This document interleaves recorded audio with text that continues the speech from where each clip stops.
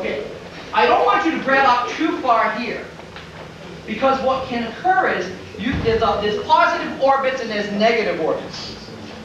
A positive orbit is when you do something positive on your behalf, something negative on his. When you do a negative orbit, it's going to cause something that will negatively strike you. If you pull out too far to the side here, what this young man's going to remember, he's going to do this to me, because he did it earlier. He's going to grab and pull out more outward diagonally. Go ahead, go. Wham! Thanks. Appreciate it. If he pulls off too far off to this angle, he's going to force me to rotate. Once my body rotates, go ahead, pull. Once he rotates here, he's actually rotating my body. I may have to take an adjustment step, but he's wide enough that I could possibly be hit with a back knuckle, spinning back knuckle. Now, if he pulls down like a downward block, everybody's got the downward block, right?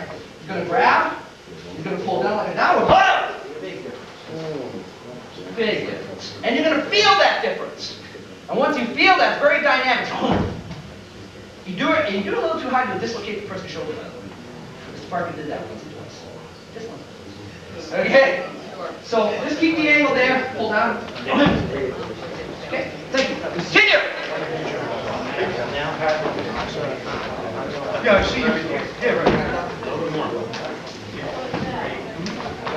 I keep your hand out. You know, it's like an antenna. If you don't put the antenna out, you don't have radio stations.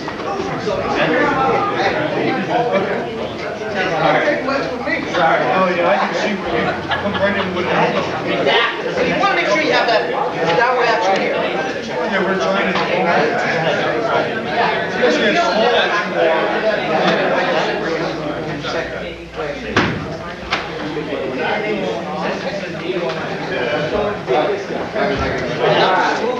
Okay, everybody got the gist? I don't expect perfection, just an idea. Salute your partner. Let's go on. All right, so the capital letter B stands for base. It stays consistent through all the freestyle techniques you will learn in American Kenpo. It's consistent. Now, next thing we're going to go into are foot maneuvers. Now, all foot maneuvers in American Kenpo freestyle techniques are all signified by numbers. There are 6 basic numbers. 1 is pivoting to a forward bow to achieve a bracing angle. 2 is a shuffle. Specifically, originally I like to teach it as a step drag. Later on it's taught as a push drag. 3 is a front crossover. Some people say it's just crossover to twist dance. Others say it's a cross and step and crossover like so. I teach it as a complete crossover. Then you have a front crossover step through, which is 4. 5 is a basic step through. And 6 is angling off to a rear crossover. Everybody get that? Yes. Sure, Marty. Okay, hands up, left neutral bow. What we're going to do is start off with B1A. First freestyle technique. You're going to grab from here, pulling down at a 45-degree angle. As you do so, your foot maneuver, you're going to pivot to a forward bow. Now, the biggest mistake I see is people doing thrust with this. They are not thrusts, they are snaps. This is a snapping action. Why? I might miss. I might hit him and he might do the 2 things you don't do during sex. Point and laugh. Okay? I don't want that happening to me. So I'm going to snap it. Pow! Why? I might miss. I might hit him, not get appreciable effect. And like the song goes, I hit him before and I can hit him again. Alright, so I want to snap that action. So I'm going to do B1A. And it's all going to flow together. Now don't let it all flow together. Let the rotational torque of your body, as you pivot that forward bow, boom, drop right in. And once you do it, bang, immediately come back to your guard. Okay? Let's try it out. It's called B1A. We'll break it down to parts first. B, 1, lock the back leg, A, vertical snap. Now some people will punch up here. He won't be there. B, am I up there? So you're going to punch down at a 45-degree angle. A. Thrust. You may hit me. You may miss. You can have, how many people here grapple? Come on, you shy guys. Raise your hand. Right, okay. Right? Hey, somebody feeds me an arm for an arm bar? God bless America. You know? Right, if I got some boxing savings and grappling experience, he'll grab me. He'll thrust that punch. I'll roll with that sucker. Throw this thrust. Bang! Oh, wow! I'll dump you like a bad habit. Drop you in an arm bar. Boom. Done. Right? Snap it like a twig. That's why we snap. Don't give a grappler an arm. Here, take this and break it. Nothing. All right, here we go. B1A. So we're going to grab, pivot, snap.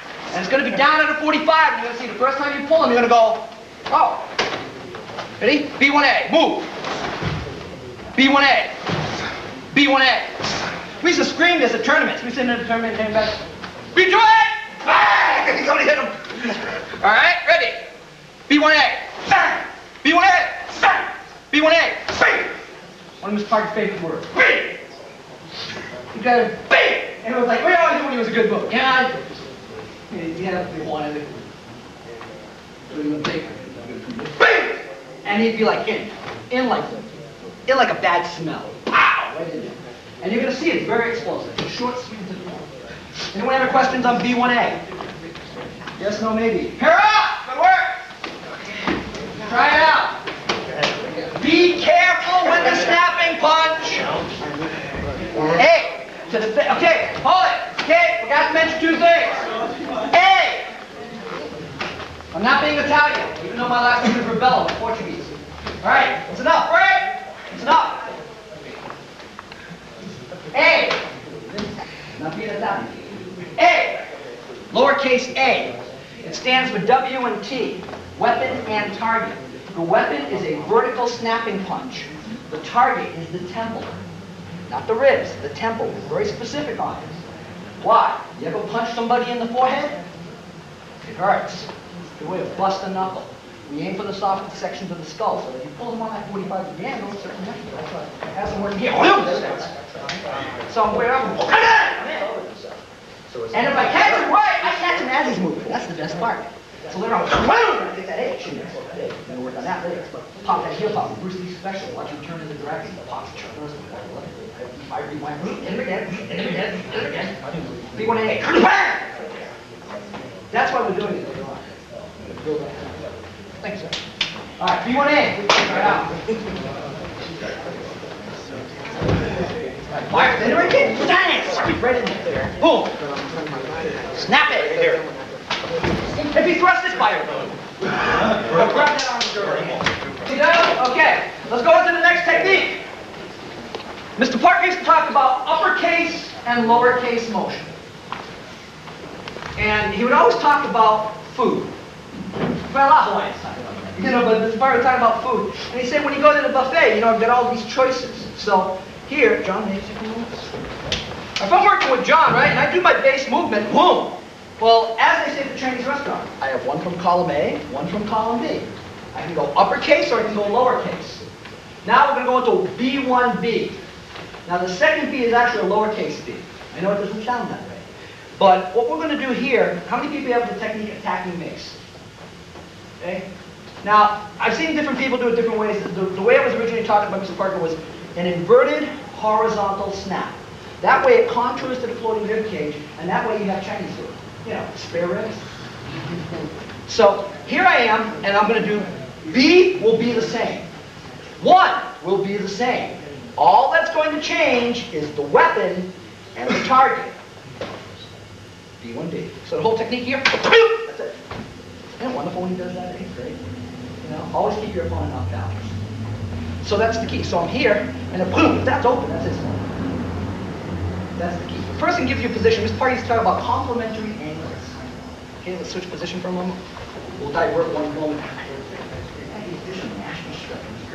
Okay, you drop him to stand for when we weren't in the same side, we weren't left to left, you do left to right, you do stuff like boom! And he'd catch it, so he'd hit you just on the angle, just where that arm was open, so he'd cross the high, boom, and pop you right in the chest. Blast you with the shot. Why? Because you're left-handed. You know, this part you say, I used to look, he'd say, I look at a person the way a butcher looks at a side of meat. Filet mignon, rump roast, and he'd dissect the person. Why? He used to be a butcher. When he was a teenager growing up in Hawaii, that's what he did for a living for about 2 years. He was a butcher. So he learned how to take a cow and cut the different sections and make different slices of beef out of it. So this is what we're going to do here. When I go here and I pull, I've got my option.